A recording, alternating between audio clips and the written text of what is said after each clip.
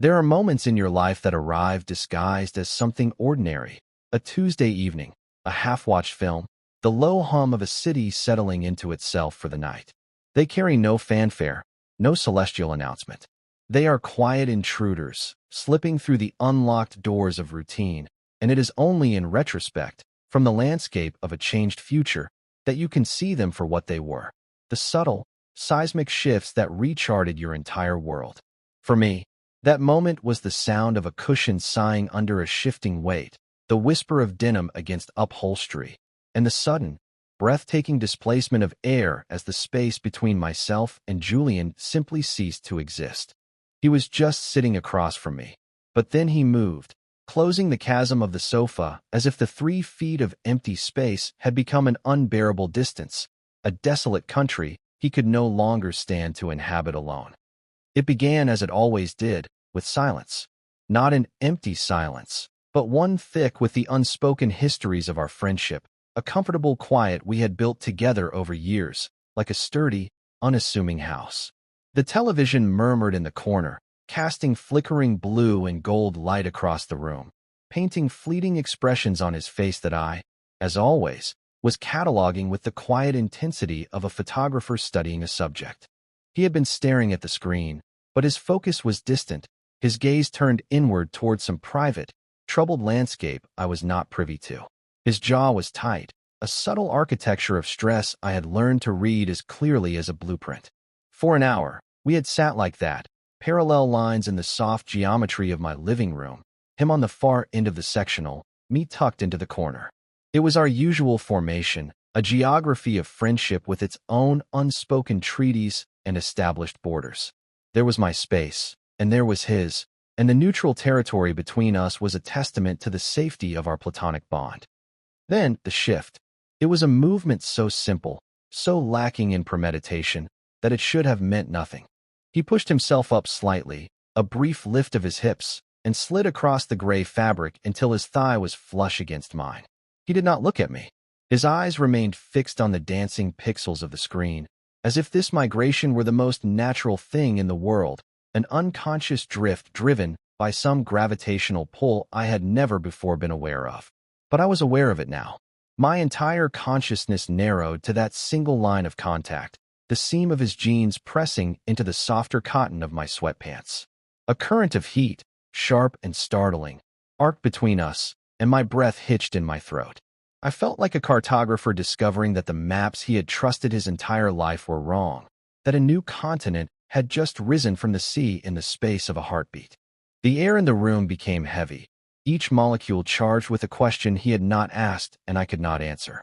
And in that profound, unbreachable silence, with the heat of his body seeping into mine, I knew, with a terrifying and exhilarating certainty, that a border had just been crossed, and that neither of us, for better or worse, would ever be able to find our way back. We met in the autumn of our freshman year, a season of frantic reinvention and earnest, clumsy attempts at connection. I had arrived at college with 2 duffel bags, a vintage camera my grandfather had given me, and a carefully constructed fortress of solitude I had been building since I was a child. I was a quiet athlete, a swimmer, someone who found solace in the muffled silence underwater, in the lonely rhythm of lap after lap. The pool was my sanctuary, a place where the noise of the world was reduced to a distant, aquatic hum. I was an observer by nature, more comfortable behind a lens than in the center of a conversation, framing the world into manageable rectangles of light and shadow. I saw life in compositions, in leading lines and negative space, and I kept myself firmly in that space, the unseen element outside the frame. Julian was the opposite. He was a force of nature, a kinetic storm of easy laughter and unself-conscious charisma. He was a soccer player, all-powerful strides and explosive energy, and he moved through the world as if he owned it. He collected people effortlessly, drawing them into his orbit with a gravitational pull that felt both enviable and exhausting. I first saw him not on the field, but in the chaos of the dining hall, holding court at a long table of teammates, his voice a warm and resonant anchor in the clatter and din. He was telling a story, his hands carving the air into expressive shapes, his smile a sudden, brilliant flash of light that made everyone at the table lean in closer. He was everything I was not: loud, luminous, and utterly at ease in his own skin. I remember taking a picture of him in my mind, a mental snapshot. The way the fluorescent lights caught the gold in his brown hair, the sharp angle of his jaw, the unbridled joy in his eyes. He was a perfect subject, a study in vibrant life, and I felt a pang of something I could not name, a deep and unfamiliar yearning to capture not just his image, but the feeling he evoked. Our worlds collided through the mundane logistics of student-athlete scheduling. We were assigned to the same mandatory study hall, a cavernous, aggressively lit library room filled with the low murmur of forced productivity. I would sit in the back, my textbooks a convenient shield, while he would invariably arrive late, smelling faintly of rain-soaked grass and exertion, dropping his backpack onto a table with a thud that would make the whole room look up. For weeks, we were just familiar faces, two bodies occupying the same sterile space. I studied him from a distance, the way he'd run a hand through his damp hair in frustration over a calculus problem, the way he'd tap his pen against the table in a restless rhythm, the sheer, uncontainable energy that seemed to hum from him even in stillness. The first words he ever spoke to me were not a greeting, but a plea. "Hey," he said, leaning over my shoulder, his voice a low conspiratorial whisper that smelled of coffee and mint. "Do you have any idea what's going on in this chapter?" I think my brain just melted. I remember looking up from my physics textbook into his eyes, hazel and flecked with green, and feeling a jolt, as if I had touched a live wire. I was so used to being invisible that his direct attention felt like a spotlight. I stammered something about angular momentum, and he pulled up a chair, his knee bumping against mine under the table. That tiny, incidental point of contact felt monumental. For the next hour, I tried to explain vectors and forces while my own internal equilibrium was thrown into total chaos. He listened with a focused intensity that surprised me, nodding, asking sharp questions, his initial bluster giving way to a genuine curiosity. By the end of it, he flashed that brilliant smile, not at a crowd, but directly at me. "You're Leo, right? The swim guy? I'm Julian. You just saved my life. I owe you 1 inch." That was the beginning. Owing me one became his standing excuse to seek me out. It started with more calculus help, then morphed into complaining about coaches, then sharing headphones to listen to a new band he'd discovered. We fell into an unlikely friendship, a strange and complementary pairing of orbits. I was the quiet anchor, the calm center to his whirlwind.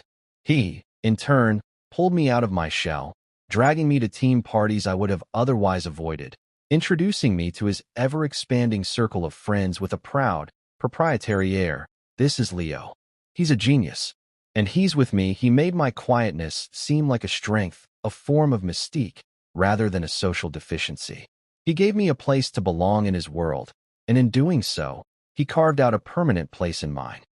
My feelings for him grew so slowly, so insidiously, that I barely noticed them taking root. They were like a vine creeping up the stone walls of my carefully guarded heart, a quiet, persistent growth that I mistook for the simple warmth of friendship. I loved our late-night talks, sprawled on the worn carpet of his dorm room, the air thick with the smell of old books and laundry he'd forgotten to do. I loved the way he would look at me when I was explaining something, his head tilted, his expression one of genuine fascination. I loved the easy, unthinking physicality of our friendship, a hand on my shoulder, a playful shove, the way he would sometimes fall asleep with his head on my lap while we were supposed to be studying.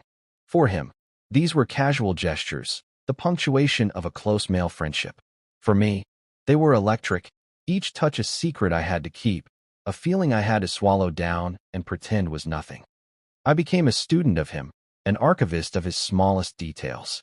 I knew the exact shade of green his eyes turned in the sunlight. I knew the way a small muscle in his cheek twitched when he was trying not to laugh. I knew the sound of his footsteps in the hallway. My camera, which had once been my shield from the world, became my way of getting closer to him. I became the unofficial photographer for the soccer team, and my lens was always, inevitably, drawn to Julian. I have hundreds of photos of him from that time. A black and white portrait of him catching his breath on the sidelines, his face etched with exhaustion and determination. A candid shot of him laughing, head thrown back, utterly unguarded. A close-up of his hands, calloused and strong, lacing up his cleats. I told myself it was for my portfolio, that he was simply a compelling subject. But I knew the truth. I was trying to possess him in the only way I knew how, to capture the light he radiated and keep a piece of it for myself. He dated, of course. He fell in and out of love with the same passionate intensity he applied to everything else. There was Sarah, a sharp, witty art history major he was with for the better part of 2 years. I liked her genuinely. I had to. It was the only way to survive. I became their third wheel, the stable, reliable friend who was always there to mediate their fiery arguments or celebrate their reconciliations. I sat across from them at countless dinners, watching him hold her hand, listening to their shared stories, and I would feel a dull, persistent ache in my chest, a hollow space that no amount of friendship could fill. I learned to compartmentalize, to build a room inside myself where my feelings for Julian lived, and to keep that door firmly, irrevocably locked. My friendship with him was too precious to risk. He was the sun in my solitary solar system, and I would rather orbit him from a safe, cold distance than risk getting burned by telling him the truth. I convinced myself that this was enough, that this quiet, unrequited devotion was a noble and sustainable way to live. It was a lie, of course, but it was a necessary one. The shift began not with a bang, but with a slow, grinding erosion. The catalyst was a perfect storm of professional pressure and personal loss that descended on Julian in the 3rd year after we graduated. We were living in the same city, our friendship having survived the transition from the structured ecosystem of college to the chaotic landscape of adult life. I had a small studio apartment and was making a precarious living as a freelance photographer, shooting portraits, weddings, anything to pay the bills while working on my personal projects. Julian had been recruited straight out of school by a major tech firm, his boundless energy and sharp mind perfectly suited to the relentless pace of that world. He was a rising star, but the ascent was taking its toll. His project, a massive software overhaul he was leading, had entered its final, brutal phase. The work consumed him. He started living at the office, fueled by caffeine and the adrenaline of looming deadlines. The confident, easygoing man I knew began to fray at the edges. When I did see him, his eyes were shadowed with exhaustion, his movements jerky and agitated. The light in him, that brilliant, captivating luminescence, had dimmed to a flicker. He spoke in clipped, distracted sentences, his mind always elsewhere, wrestling with lines of code and stakeholder expectations. He was a man running on empty, and the engine was beginning to sputter. Then came the second blow. His relationship with Sarah, which had been strained by the demands of his job, finally fractured. It was a quiet, sad ending, a death by 1,000 small neglects rather than a single dramatic event. He told me about it over the phone, his voice flat and devoid of emotion, as if he were reporting a technical glitch. "We're done," he said. "It just stopped working, but I knew him better than that." Julian didn't do anything without feeling. This emotional detachment was a defense mechanism, a firewall against a grief he didn't have the energy to process. The breakup was not the cause of his collapse, but it was the final support beam to be kicked out from under him. He started showing up at my apartment. At first, it was just for a few hours on a weekend, a brief respite from the sterile silence of the apartment he and Sarah had once shared. He would collapse on my sofa and just be quiet, his presence a heavy, weary weight in the room.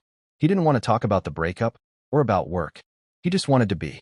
My apartment, with its organized clutter of camera equipment, stacks of art books, and the faint, familiar smell of darkroom chemicals, became his sanctuary. It was a space that held no memories of her, a neutral ground where he didn't have to perform. I understood this implicitly. I didn't push or pry. I would just put on some music, make him a cup of tea he rarely touched, and work quietly on editing photos, my presence a steady, undemanding hum in the background.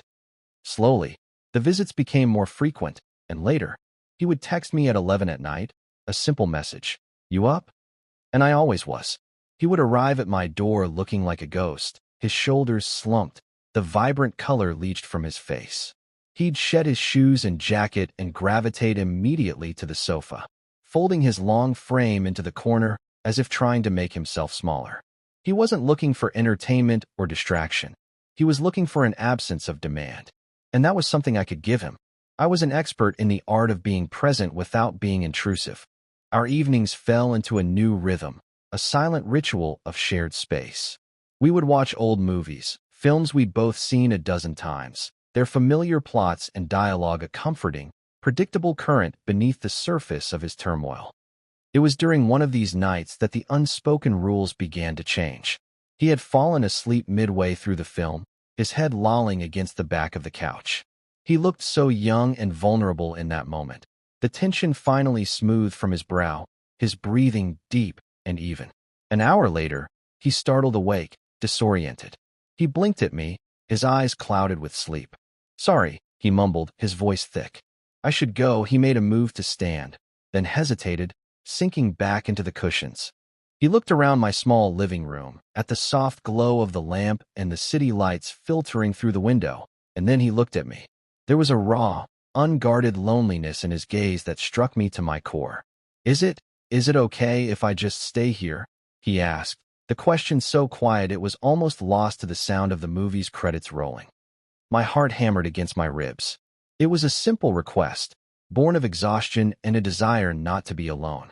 But to me, it felt like a seismic event. It was a crossing of a threshold, a blurring of the carefully drawn lines of our friendship. I kept my voice steady, betraying none of the chaos erupting inside me. "Of course," I said. "The couch is comfortable.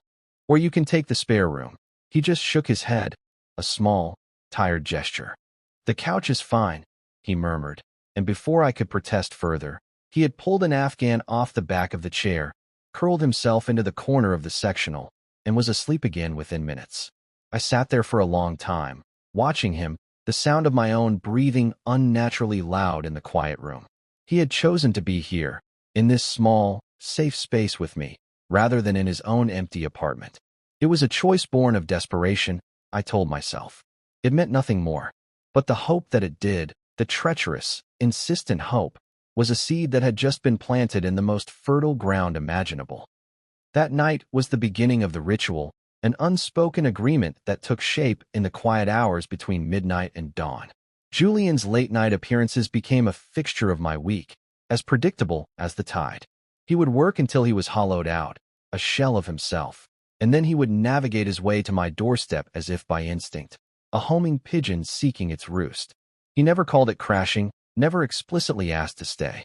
He would just arrive, and the question would hang in the air between us, and I would answer it by simply letting him in, by making space. He always started on the far end of the couch, maintaining that polite, friendly distance. But as the nights wore on, the geography of our arrangement began to subtly, inexorably change. The first time he touched me, it was as unintentional as a leaf falling from a tree. We were watching an old black and white thriller, the kind with long, tense silences and sudden shocks of sound. He was exhausted. I could see it in the slump of his shoulders and the way he kept blinking slowly, fighting off sleep. At some point, his head, which had been resting on the back of the sofa, tipped sideways and came to rest on my shoulder. It was a light pressure, almost tentative, the weight of a man utterly spent. My entire body went rigid. I held my breath, every nerve ending firing, my awareness shrinking to that single point of contact. I was terrified that if I moved, if I even breathed too deeply, I would break the spell. He didn't stir. His breathing deepened, shifting into the slow, rhythmic cadence of sleep. I sat there, pinned by the weight of his trust and my own secret, overwhelming affection, my heart a frantic drum against my ribs. The movie played on, its dramatic shadows a pale imitation of the turmoil inside me. I had become his anchor, his safe harbor, and the profound intimacy of that role was both a gift and a torment.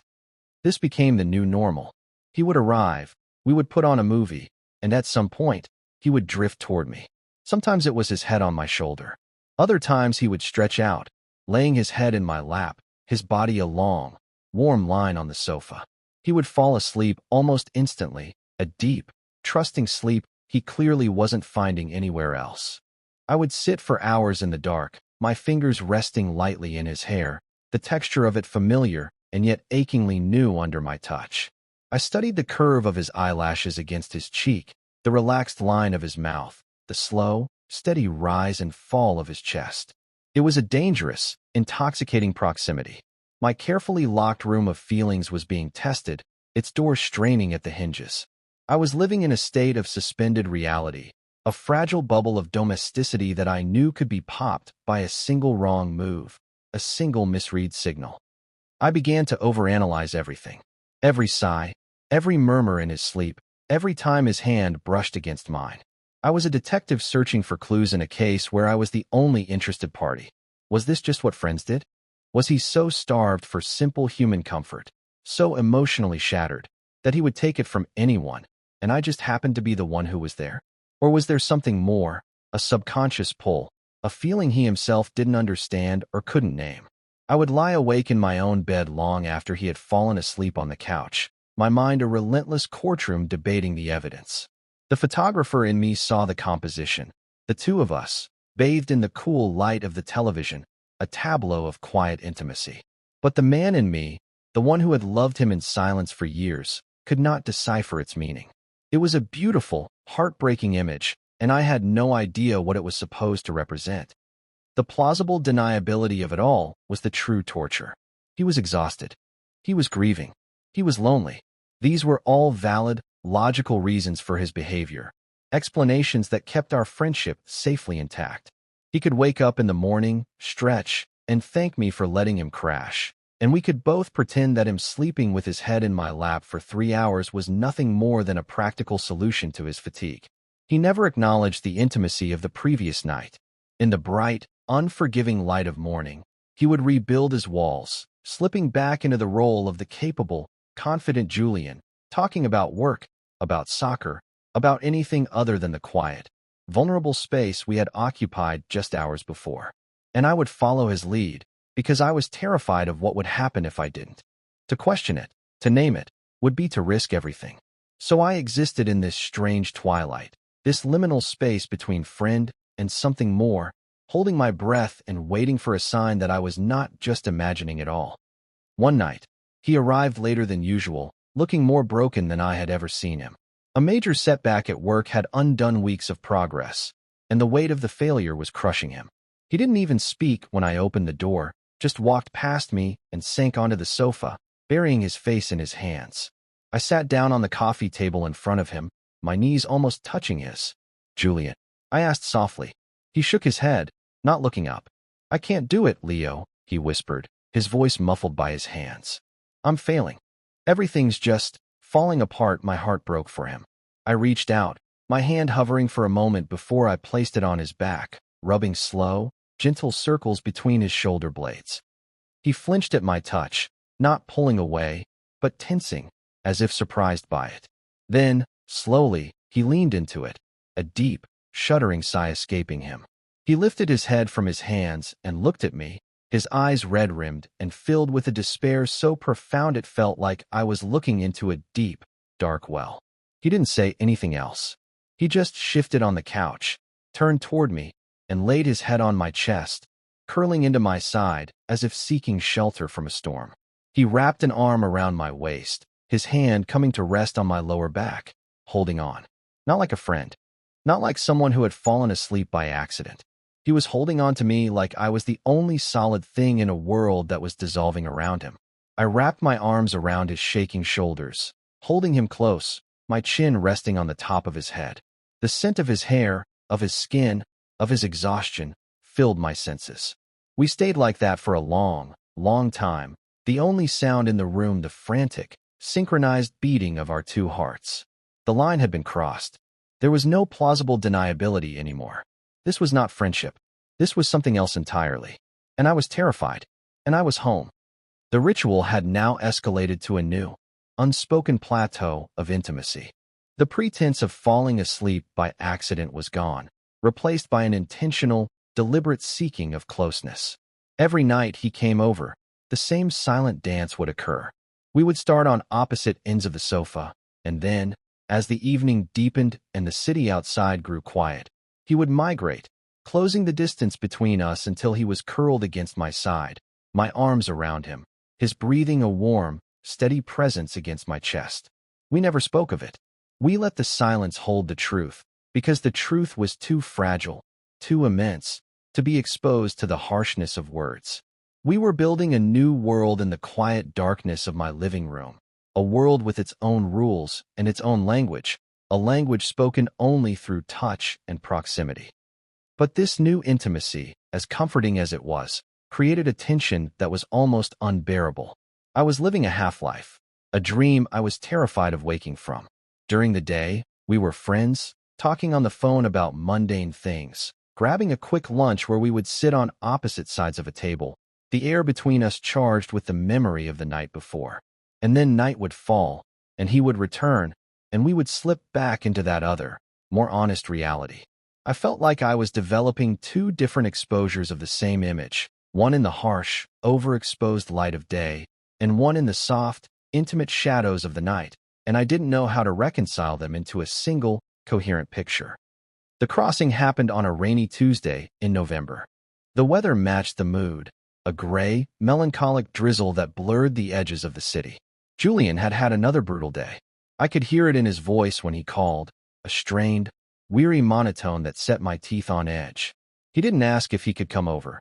He just said, "I'm on my way." When he arrived, he was soaked, his hair plastered to his forehead, his jacket dripping onto my floor. He looked utterly defeated. I took his wet coat and handed him a towel, my fingers brushing against his cold ones. The brief contact sent a familiar jolt through me. He didn't go to the couch. Instead, he stood in the middle of my living room, just looking at me, his gaze intense and unreadable. The usual script was being abandoned, and my heart began to pound a nervous, erratic rhythm. The air was thick with all the things we hadn't said for weeks, for months. The silence stretched on, pulled taut between us like a wire. I could see the internal conflict playing out across his features, a war of exhaustion and fear and something else, something I desperately hoped was the same yearning that was hollowing me out from the inside. "Leo," he said, his voice barely a whisper, rough with emotion. I just nodded, unable to find my own voice. He took a hesitant step closer, then another, until he was standing directly in front of me, so close I could feel the residual chill of the rain radiating from his clothes. He smelled of wet pavement and the clean, familiar scent that was uniquely his. He lifted a hand, as if to touch my face, but let it drop back to his side. His eyes searched mine, and in their hazel depths, I saw a vulnerability so profound it made my own guarded heart ache in response. "Would it be okay?" he started, then stopped, swallowing hard. He seemed to be struggling to form the words, as if they were foreign and heavy on his tongue. He tried again, his voice cracking on the last word. "Would it be okay if I kissed you?" The question hung in the air, a perfect, fragile sphere of sound. It was the most terrifying and most beautiful sentence I had ever heard. All the air left my lungs in a rush. This was it. The moment the lens snaps into focus, the moment the image resolves from a blur into something sharp and clear and undeniable. All my fears, all my hopes, all my silent, secret years of loving him, all converged on this single, terrifying point. There was no more ambiguity, no more plausible deniability. He had named it. He had handed me the power to either shatter this fragile world we had built or to make it real. I looked at him, at this man who was my best friend, my anchor, the secret subject of every composition in my heart. I saw the fear in his eyes, the terror of rejection mirroring my own. And in that moment, I knew I could not let him stand in that fear alone. My own carefully constructed walls, the fortress I had spent a lifetime building, crumbled to dust. I didn't answer with words. I couldn't. Instead, I closed the final inch of distance between us and gently, tentatively, pressed my lips to his. It was not a kiss of passion or demand. It was a kiss of quiet confession, of profound relief. It was soft and hesitant, and it tasted of rain and salt, and I couldn't tell if the tears were his or mine. His lips were cold at first, then warmed under mine. A shudder ran through his entire body, a release of some tension he must have been holding for an impossible length of time. His hand came up, not to his side this time, but to cup the back of my neck, his fingers tangling in my hair, holding me there as if he were afraid I might disappear. It was a question and an answer all at once. It was the end of the long, lonely orbit and the beginning of a collision. It was everything. The aftermath was not the explosion of relief I had imagined, but a quiet, unnerving implosion. The kiss, which had felt like a moment of absolute clarity, a perfect print emerging in the developing tray, instead plunged us into a new kind of ambiguity, one that was far more painful than the silence that had preceded it. After that moment, after we finally broke apart, breathless and trembling, a strange and impenetrable shudder fell over Julian. He wouldn't meet my eyes. He mumbled something about being tired, about the rain, an incoherent string of excuses, and then, for the first time in months, he left. He didn't stay on the couch. He didn't even say goodnight. He just pulled on his still damp jacket and walked out the door, leaving me standing alone in the middle of my living room, the ghost of his kiss still on my lips, my world tilted on a new and terrifying axis. The days that followed were a special kind of hell. It was a silence born not of comfort, but of distance. He stopped coming over. My late nights were once again filled with an aching solitude, the sofa seeming vast and empty, a monument to something I had lost before I ever truly had it. His texts became brief and sporadic, functional exchanges about logistics or mutual friends, stripped of their usual warmth and humor. He was building a wall between us, brick by painful brick, and I was on the other side, watching it rise, powerless to stop it.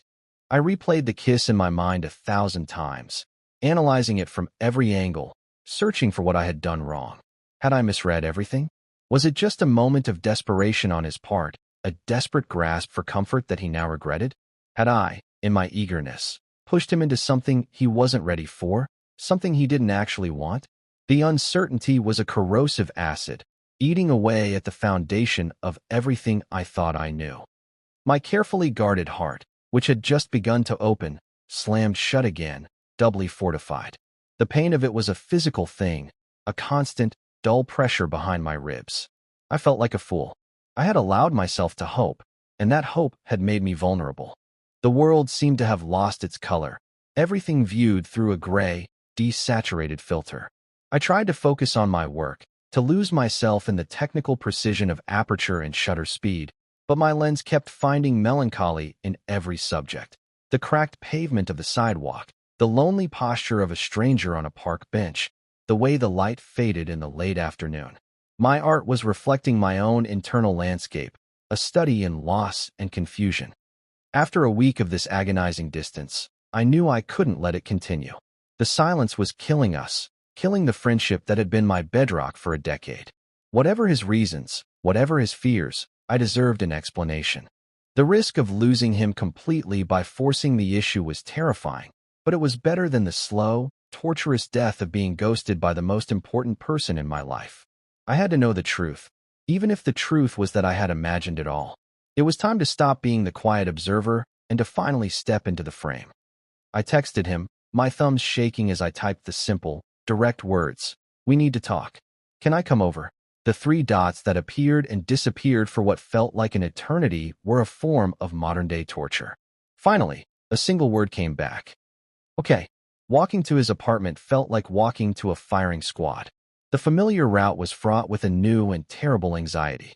When he opened the door, he looked just as wrecked as I felt. He hadn't been sleeping, I could tell. His eyes were shadowed, and he had the pale, drawn look of someone fighting a losing battle with their own thoughts. He didn't smile. He just stepped back to let me in. The apartment was a mess, clothes thrown over chairs, takeout containers on the coffee table. It was the apartment of a man who was no longer just lonely, but lost. We stood awkwardly in his living room, the space between us a chasm of unspoken words. I was the one who had to break the silence. My voice, when it came, was steadier than I expected. "Julian, what's going on?" I asked, keeping my tone gentle, unaccusatory. "You kissed me, and then you vanished. I don't understand." He wouldn't look at me. He stared at a spot on the floor, his hands shoved deep into his pockets. He swallowed, his throat working. "I know," he said, his voice low and strained. "I'm sorry, Leo. I shouldn't have done that. It was a mistake." Each word was a physical blow. A mistake. The moment that had felt like a revelation to me was a mistake to him. The hope that had sustained me curdled into a bitter mix of humiliation and anger. A mistake, I repeated, and this time my voice held an edge. Was it a mistake when you slept on my couch every night for 2 months? Was it a mistake when you held on to me like I was a lifeline? Or was it only a mistake when you finally gave it a name? That finally made him look up, and I saw the anguish in his eyes. It wasn't anger or indifference. It was fear. Pure, unadulterated fear. You don't understand, he whispered. This isn't me. I'm not. I've never, with a guy. He trailed off, running a hand through his already messy hair, a gesture of pure distress. I was a mess. You were there. I leaned on you. Too hard. I crossed a line. I'm so sorry I dragged you into my breakdown. He was trying to rationalize it, to pathologize it, to file it away as an aberration brought on by stress and grief. He was trying to put what had happened between us back into a neat, acceptable box. And I couldn't let him do that. Not after everything. Don't, I said, my voice sharp. Don't you dare diminish what happened between us by calling it part of your breakdown. I was there every single night, Julian. I saw you. I felt you. That wasn't just a friend leaning on another friend. And you know it. Tears welled in his eyes, and his carefully constructed composure finally shattered. Then what was it, Leo? He cried, his voice breaking, a raw sound of desperation and confusion. What the hell was it? Because I don't know. I'm so lost. All I know is that when everything was falling apart, you were the only thing that made sense. Being with you, being close to you, it was the only time I felt safe. The only time I could breathe. And that scared the hell out of me. It still does. And there it was. The confession. Not a confession of love. Not yet. But a confession of need. Of a deep, elemental connection that defied his own understanding of himself. He wasn't pushing me away because he didn't feel anything. He was pushing me away because he felt everything, and it terrified him. He was standing on the edge of a new and unknown country, and he was afraid to take the first step. I closed the distance between us, my anger dissolving into a wave of profound empathy. I stopped in front of him and gently took his face in my hands, forcing him to meet my gaze. Hey, I said softly, my thumb stroking his tear-streaked cheeks. Look at me. It's okay to be scared. I'm scared too. But you are not in this alone. You haven't been for a long time. I took a deep breath, knowing that this was my own moment to cross a threshold, to leave the safety of my silence behind for good. I'm in love with you, Julian. I have been for years. What you're feeling, whatever it is, you're not just imagining it. And it's not a mistake. His whole body seemed to sag with a relief so immense it was almost like a collapse. He let out a ragged sob and leaned his forehead against mine, his hands coming up to grip my wrists, holding on tight. Leo, he whispered, his breath warm against my skin. I don't know what I'm doing. I know, I whispered back. That's okay. We can figure it out together. The resolution did not arrive like a sudden sunrise, but more like a slow, gentle dawn, the light creeping patiently over the horizon, chasing the long shadows away. The confrontation in his apartment had not solved everything, but it had lanced the wound. It had replaced the toxic silence with a fragile, tentative honesty.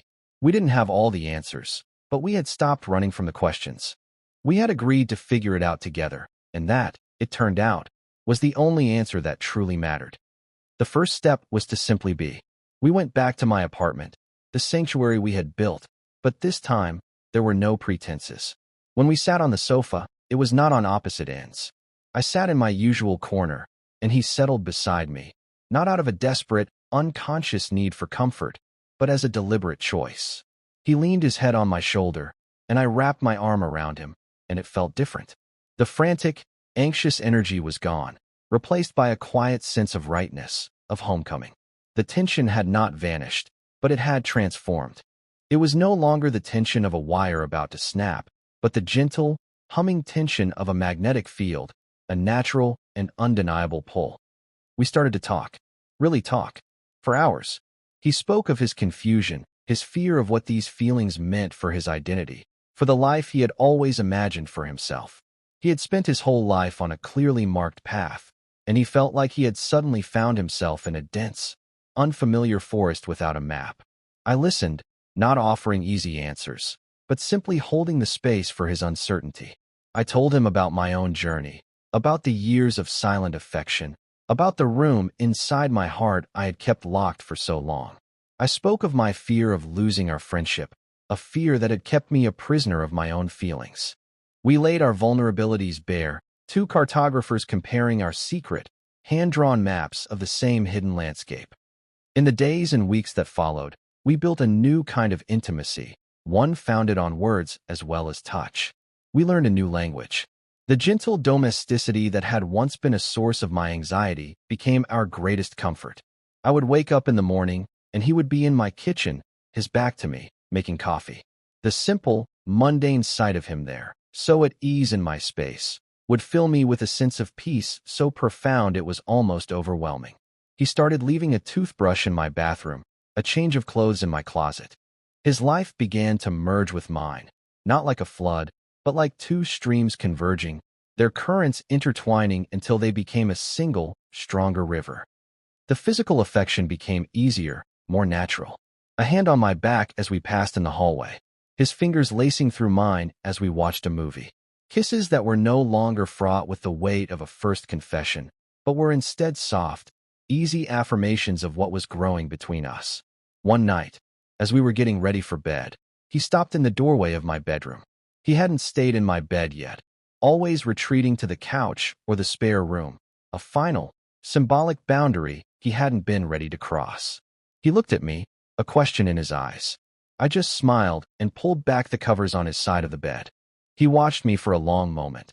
Then a slow, genuine smile spread across his face, the first truly unburdened smile I had seen in months. It was like watching the sun break through the clouds. He walked into the room and closed the door behind him, and the quiet click of the latch was the most beautiful sound I had ever heard. The door was no longer left open as a sign of possibility or need. It was closed to the rest of the world, creating a new, shared space that belonged only to us. There was no single moment where we defined what we were. We didn't need to.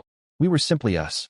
The labels felt inadequate, too small to contain the depth of the history and the quiet intensity of the present. He was Julian, and I was Leo, and together, we had found a way to be whole. The restless energy in him settled, replaced by a calm I had never seen in him before. He was still the vibrant, charismatic man I had first met, but the light in him no longer seemed to burn so erratically. It was a steady, warm glow, a light he now knew how to share, how to tend. And I, the quiet observer, had finally stepped out from behind the lens. I was no longer just capturing life. I was living it, fully and fearlessly, in the frame with him. Life is not measured in grand, dramatic moments, but in the collection of small, quiet ones that build upon each other, like layers of emulsion on film, to create the final, rich image of a life. It's the shared silence of a Sunday morning, the comfortable weight of a head on your shoulder, the simple, profound peace of knowing that you have found your harbor. We had navigated the storm, him and I. We had been lost in our own private fogs of fear and loneliness. But we had found our way, not by searching for a distant, unknown shore, but by realizing we were each other's lighthouse all along, our steady beams cutting through the darkness, guiding each other home. And in the beautiful, honest silence we had learned to create together, in the quiet certainty of a hand to hold in the dark, we began to heal. We began to build. We began,